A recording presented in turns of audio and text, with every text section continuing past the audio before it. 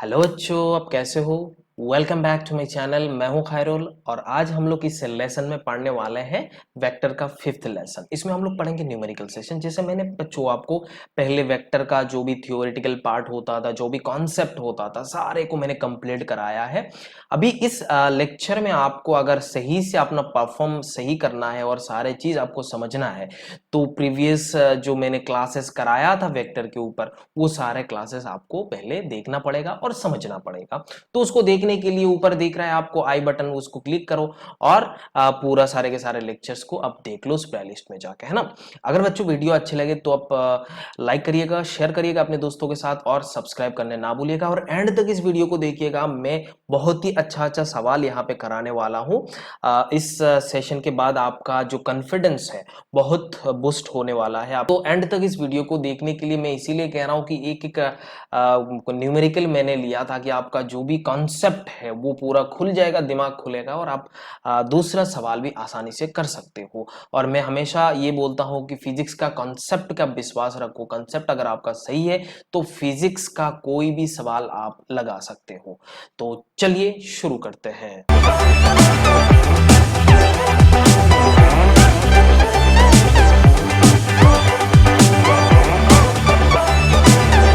बच्चों ये पहला हमारा एक क्वेश्चन है, नंबर 1 क्वेश्चन हो गया। The resultant of a and b makes an angle alpha with a and beta with b. अब बहुत ही सिंपल है, थ्योरी के ऊपर क्वेश्चन पूछा गया है। जैसे मानो ये एक वेक्टर ए है और ये मान लेते एक वेक्टर बी है ना बच्चों। अब बोल रहा है जो रिजल्टेंट वेक्टर है that makes alpha with angle b. आप बोल सकते हैं अल्फा इधर है हमारा रिजल्टेंट वेक्टर, कोई भी रिजल्टेंट वेक्टर है ना। तो इसको ऐसे भी मान सकते हो, इतना तक ही आप रिजल्टेंट मान लो, कोई दिक्कत वाली बात नहीं है। तो इसने क्या करा, ए एंड बी के साथ अल्फा ए के साथ करा, तो ये आपका अल्फा हो रहा है और बी के साथ इसने बीटा करा। बच्चों ये चीज आपको समझ में आया। अभी क्वेश्चन ने बोला कि अल्फा एंड बीटा कौन बड़ा है, यहाँ पे प्रॉपर इंफॉर्मेशन नहीं है, हमें पता नहीं है, तो हम बोल नहीं सकते। ये वाला कैंसिल वैसे ही नहीं है, इसको एलिमिनेट कर सकते हैं। दूसरा आप देखो यहाँ पे अगर अल्फा छोटा है, अगर अल्फा छोटा है दैट मींस ए को बड़ा होना पड़ेगा, दैट मींस ए को बड़ा होना पड़ेगा। जैसे मैं आपको बता देता हूं, मानो कि इधर एक एग्जांपल लेके मैं बताता हूं। मानो ये 45 है, सॉरी 45 न्यूटन है, फोर्स 45 न्यूटन है और इधर 15 न्यूटन है। तो रिजल्टेंट फोर्स बच्चों किधर शिफ्ट होगा, ऑब्वियस बात है इधर शिफ्ट होगा। मतलब ये वाला ज्यादा, मतलब इसका जो रिजल्टेंट फोर्स इस साइड में ज्यादा होगा ना बच्चों। तो ये जिस जो बड़ा है उसके साथ ये एंगल छोटा बनाता है, ये याद रखना है। और जो न्यूमेरिकल वैल्यू उसका छोटा होता है उसके साथ बड़ा एंगल बनाएगा, ऑब्वियस बात है। ये न्यूमेरिकल एनालिटिकल मेथड से आप इसको कर भी सकते हो, इसमें कोई शक वाली बात नहीं है। तो ये भी नहीं होगा। तो हमारा option 3 will be correct answer, जिसमें बोला है कि alpha is less than beta if a is greater than b. इतना समझ में आ रहा है। तो यहाँ पे हमारा अल्फा लेस देन होगा beta if a is greater than b, ये हमें समझ में आता है and option 3 will be your correct answer. मेरे ख्याल से ये आपको समझ में आ गया। एक एक न्यूमेरिकल हम करेंगे, मजा आने वाला है। दूसरा सवाल है, which of the following vectors are not perpendicular to 5k। कौन सा वेक्टर परपेंडिकुलर नहीं है 5k वेक्टर का। यहाँ पे आपका जो थ्योरी है, आपने जो पढ़ा था, ये सारे कॉन्सेप्ट यहाँ पे खुलने वाला है।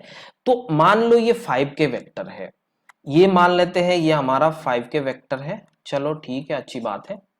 अब इसके परपेंडिकुलर क्या क्या हो सकता है। ये परपेंडिकुलर है, मैं बोलूंगा हाँ ये परपेंडिकुलर है। अब बोलोगे सर कैसे, देखो मैं अगर इधर आई कैप लगाऊं और इधर मैं जे कैप लगाऊं तो बच्चों आपको दिख रहा है ये एक प्लेन हो जा रहा है।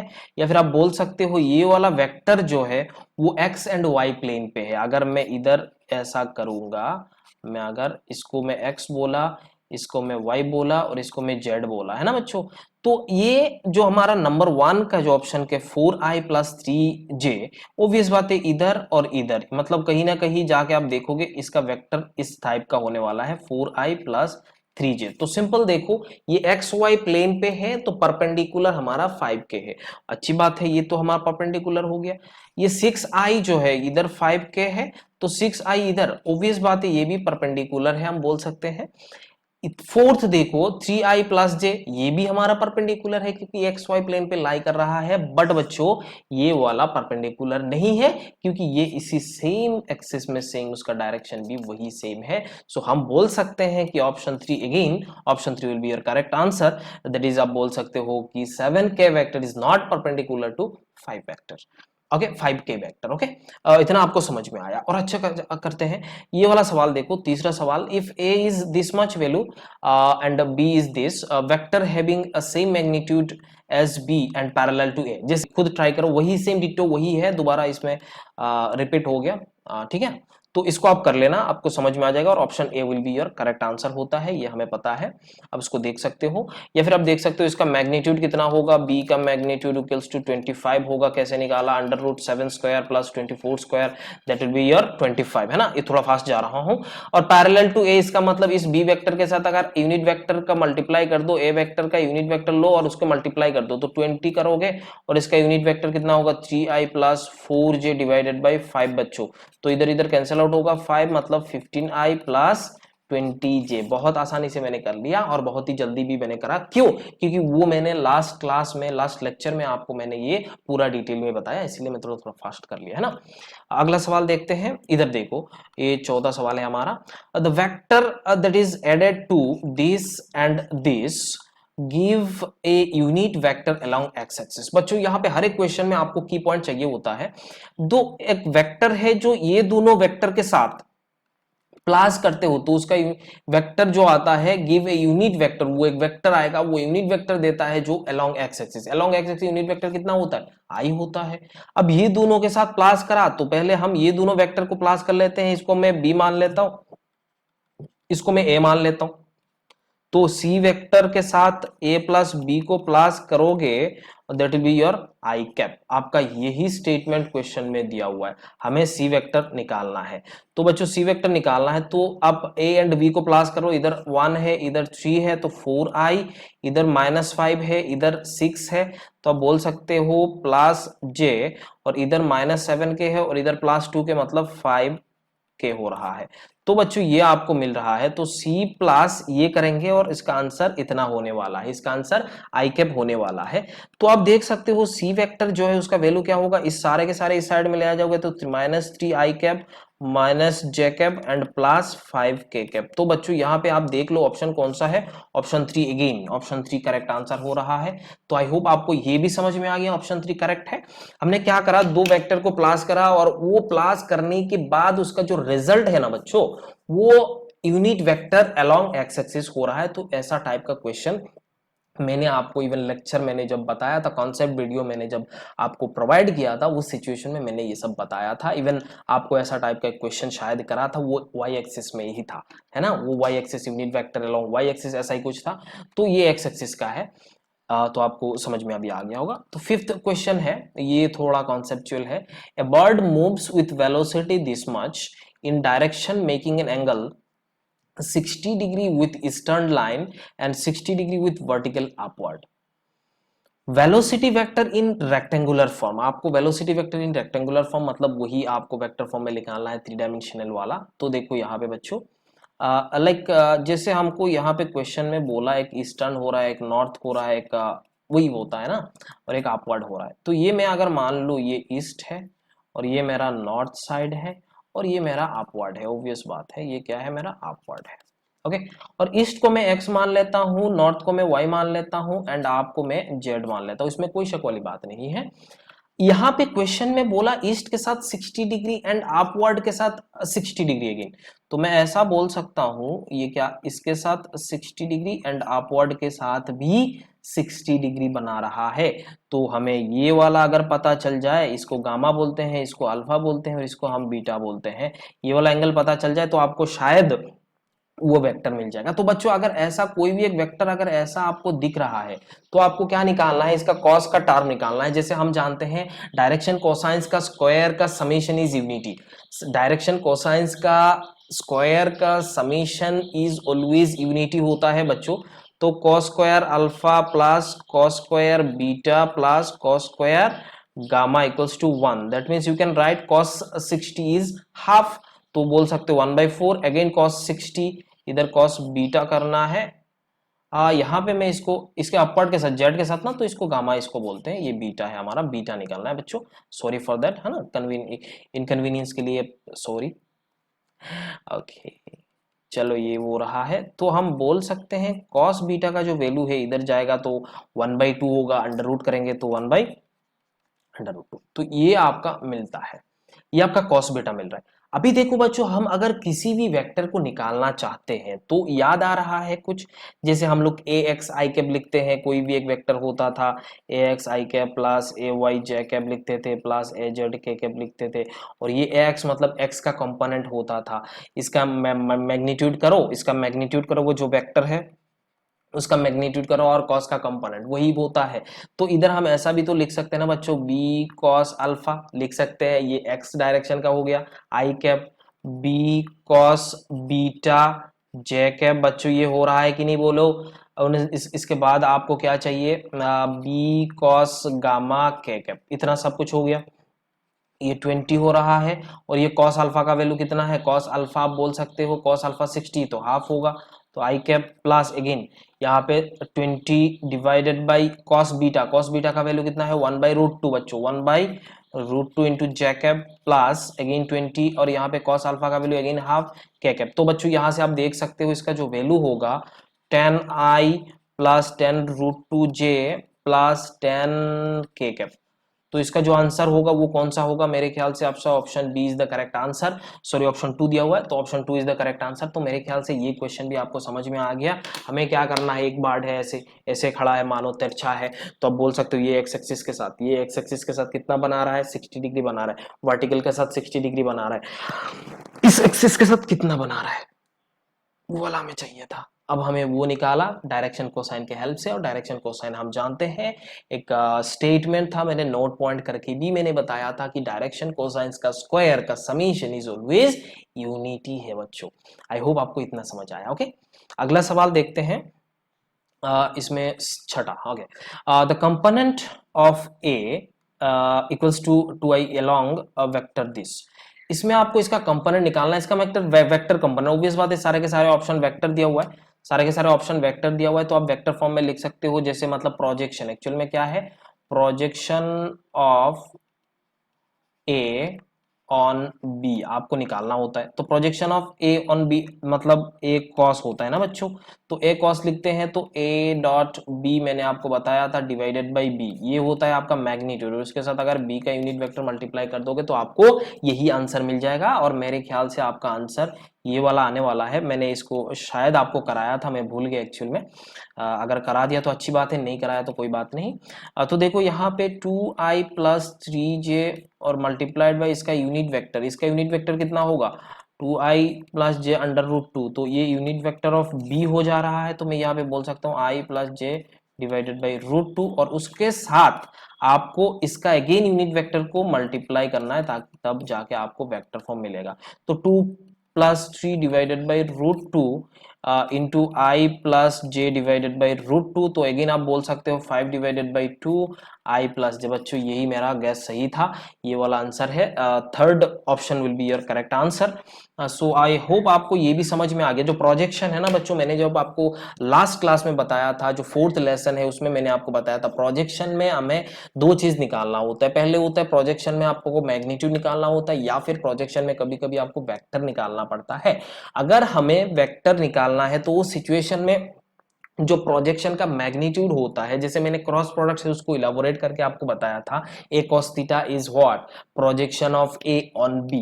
तो अगर उसका डायरेक्शन आपको बताना है या फिर उस वेक्टर फॉर्म में बताना है, तो जिसके अलोंग बता रहे हो उसका यूनिट वेक्टर के साथ मल्टीप्लाई कर लो, क्योंकि unit vector will show the direction of that vector. Right, समझ में आ रहा है।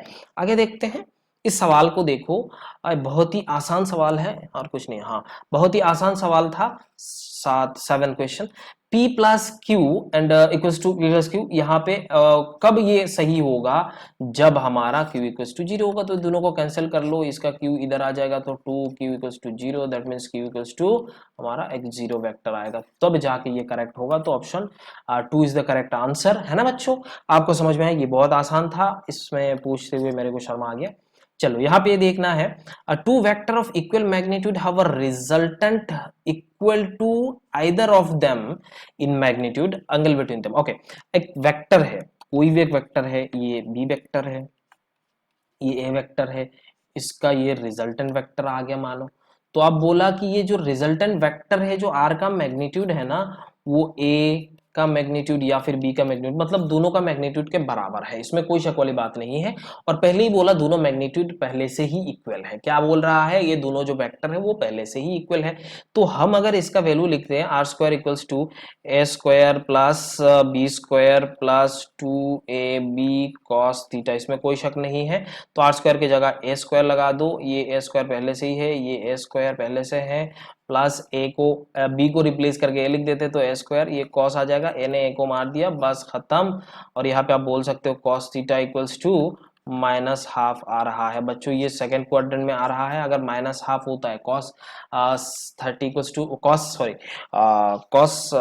Theta equals to minus half, that means हम इसको ऐसा भी तो लिख सकते हैं जैसे कॉस 90 प्लस 30, ये लिख सकते हैं कि नहीं बोलो। ये हाफ किसका होता है, सेकंड क्वाड्रेंट में होता है, माइनस हाफ हो रहा है तो कॉस तो निगेटिव है, तो इसको हम ऐसे लिख सकते हैं, इसमें कोई शक वाली बात नहीं है। तो मैंने इसको ऐसे लिखा, या फिर आप इसको ऐसा भी लिख सकते हो 180 कॉस 180 माइनस 60, ऐसे भी करके आप लिख सकते हो, इसमें कोई प्रॉब्लम नहीं है।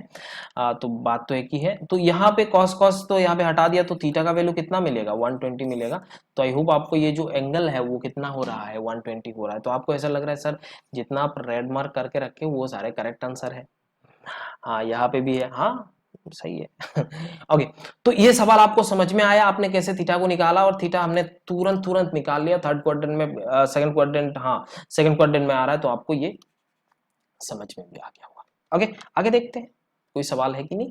ओके, यहाँ पे दिया हुआ है वेक्टर, ये कौन सा कितना नंबर है, 9th। Okay, 9th number, vector P makes angle alpha, beta, gamma with x, y and z axis. Then sin square alpha plus sin square beta plus sin square gamma equals to what? इसको निकालना है। आप option देख के बोल रहे हो sir 2 है आंसर। नहीं, इसको सवाल करना है ना। जैसे यहाँ पे जब एक वेक्टर है बच्चों, मैं आपको बताता हूँ, थोड़ा अच्छे से बता देता हूँ ताकि आप अच्छे बच्चे हो ना। हाँ, तो मानो कि ये कोई भी एक वेक्टर है, तो ये इसके साथ अल्फा बना रहा है, ये इसके साथ बीटा बना रहा है, ये इसके साथ गामा बना रहा है, अगर ये एक्स है, ये वाई है एंड ये जेड है, तो इसमें डायरेक्शन कोसाइंस होता है, और direction cosines alpha square plus cos square alpha cos square beta cos square gamma equals to 1। हमें साइन के निकालना है, तो हमें क्या करना है, कॉस स्क्वायर को हम साइन में कन्वर्ट कर सकते हैं, sine square alpha 1 minus sine square beta. ये बेसिक लेवल का ही क्वेश्चंस करा रहा हूं मैं, और भी आपको कराने वाला हूं, दिक्कत टेंशन नहीं लेगा। ए 1 कैंसिल हो जाएगा, बाकी सारे उससे चला जाएगा, तो आपको देखो ऐसा नजर आ रहा होगा, इक्वल्स टू 2। अब इसको सिंप्लीफाई करोगे तो आपको यही मिलेगा, और ऑप्शन विल बी 2। बात समझ में आया। तो थर्ड ऑप्शन जो है वो करेक्ट है, आपको यहां से देखने को मिला। ये बहुत बेसिक था, आपको मैं और अच्छे से सवाल कराने वाला हूं। अगले स्लाइड में मैं प्रीवियस ईयर का भी सवाल कराऊंगा, एम्स का सवाल कराऊंगा, नीट का सवाल कराऊंगा, जेई का सवाल कराऊंगा, सबका सवाल कराने वाला हूं। और ये जो है ना, ये इंपॉर्टेंट क्वेश्चन है, इसको अब थोड़ा देखना पड़ेगा, अच्छे से देखो। 10, तो unit vector parallel to the resultant of vectors a and b, ये दोनों वेक्टर का रिजल्टेंट वेक्टर का parallel, resultant vector of a and b का पैरेलल एक यूनिट वेक्टर आपको चाहिए। बात समझ में आ रहा है? इसका मतलब अरे रिजल्टेंट वेक्टर का ही तो यूनिट वेक्टर निकालने को बोल रहा है इनडायरेक्टली। बात समझ में आ रहा है? इनडायरेक्टली बोल रहा है, ये ए वेक्टर है, ये बी वेक्टर है, और ये आपका आर वेक्टर है। तो आप आर वेक्टर को क्या लिख सकते हो, ए प्लस बी लिख सकते हो कि नहीं। अब बोल रहा है इसका पैरेलल यूनिट वेक्टर चाहिए, दैट मीन्स इसका यूनिट वेक्टर निकालो, दैट मीन्स इसका यूनिट वेक्टर निकालो। इनडायरेक्टली बोल रहा है, प्रपोज किसी और से करवा रहा है ये। समझ आ रहा है? ओके, तो आर का वैल्यू क्या आएगा, तो ये दोनों को प्लस कर लो, 3i plus 6j again minus 2k, ये आपका आया। अगर इसका यूनिट वेक्टर निकालोगे तो इसका मैग्नीट्यूड से डिवाइड कर देना है, तो मैग्नीट्यूड कितना होगा बच्चों, ये 3 स्क्वायर प्लस 6 स्क्वायर मतलब 36 प्लस 4 मतलब ये आपको 49 आ रहा है, दैट मीन्स 7 बोल सकते हो। तो यूनिट वेक्टर अगर आपको निकालना है तो 3i plus 7j minus 2k divided by 7, that will be your answer. तो कौन सा होगा option? Option A. Option A will be your correct answer. बहुत ही आसानी से कर रहे हैं, चुटकी में कर रहे हैं हम लोग। देखो इसको देखते हैं। Force 3n 4n and 12n, मतलब न्यूटन का बात कर रहा हूं, acts at a point in mutually perpendicular direction, magnitude of resultant back force. देखो अगर इसको मैं 3n इस डायरेक्शन में मानता तो 3i कैप होता, इस डायरेक्शन पे अगर 4 मानता तो 4j कैप, इस डायरेक्शन पे अगर मैं ये मानता तो मेरे को ये क्या कैप मिलता है ना। तो देखो अगर मैं ये दोनों को प्लस कर लूं, ये इसका जो एक्चुअल में बोल रहा है कि इसका रिजल्टेंट का मैग्नीट्यूड कितना होगा, तो रिजल्टेंट का मैग्नीट्यूड क्या है, रिजल्टेंट होगा क्या, वो तीनों को प्लस कर लो, तो resultant will be 3i plus 4j plus 12k हो रहा है। अब इसका मैग्नीट्यूड निकालना है, बस अंडर रूट कर लो 3 square plus 4 square plus 12 square, तो आपको देखो 9 plus 16 plus 114, that means 169, that means आप बोल सकते हो 13, तो option B your correct answer. तो आई होप आपको ये भी समझ में आ गया कैसे कैसे क्वेश्चन करा गया है ना। ये एक सवाल है, इस सवाल को आप कर सकते हो जैसे 12। If vector p q and r have magnitude 5 12 and 13 units, okay, p plus q equals to r, आप बोल सकते हो r is the resultant vector, ये आपका r रिजल्टेंट वेक्टर हो रहा है, angle between q and r, okay. तो मैं ऐसा बोल सकता हूं, ये मानो मेरा p है और कोई भी मेरा q होगा एंड r होगा। अब यहां से देख सकते हो ये तीनों का एक संबंध है, जैसे आप 13 स्क्वायर इक्वल्स टू आप बोल सकते हो 5 स्क्वायर प्लस 12 स्क्वायर, मतलब ये दोनों वेक्टर क्या है, म्यूचुअली परपेंडिकुलर आप बोल सकते हो। तो यहाँ पे 12 बोल सकते हो और इसका वैल्यू 5 बोल सकते हो और इसका वैल्यू q है, तो आप बोल सकते हो सीधा यही हमारा जो वेक्टर होगा r है वही है। लेकिन इसका डायरेक्शन क्या होगा, अगर मैं ऐसा दिखाऊं, ये p है, ये q है, ये p है, ये q है, तो ये बना रहा है, तो ये एंगल कितना बन रहा है, अगर इसका दोनों के बीच का एंगल चाहिए तो आप इधर कर लो और इसको इधर कर लो, तो दोनों के बीच का टेल में जो एंगल हम देखते हैं तो वो टेल के बीच का देखते हैं, तो कितना होगा, इधर देखो अगर ये एंगल चाहिए तो ये एंगल आपको निकालना है, दैट मीन्स आप बोल सकते हो ये आपको पता है 12 और ये आपका हाइपोटेन्यूज पता है, तो cos theta equals to 12 divided by 13, तो theta equals to cos inverse 12 divided by 13, ये भी आप बोल सकते हो, यहाँ पे कोई शक वाली बात नहीं है, चुटकी में हमने ये भी कर लिया है ना। इस सवाल को देखो, ऐसा सवाल मैंने पहले भी कराया है, देखो बी वेक्टर दिया हुआ है जो इतना दिया हुआ है and perpendicular to a vector, ये दिया हुआ है and find the value of s. तो अगर दोनों परपेंडिकुलर है, दो वेक्टर परपेंडिकुलर है, दोनों डॉट प्रोडक्ट कितना होता, 0 होता, तो 5 इंटू ये हमने 15 मिला, 5 into 3 15, 2 into 1 2 and 2 into minus s 2s equals to 0। तो s इक्वल्स टू कितना हो रहा है बच्चों, 17 and that sorry 2s equals to 17 and s equals to 8.5। So आप देख सकते हो इसका ऑप्शन 4 करेक्ट है।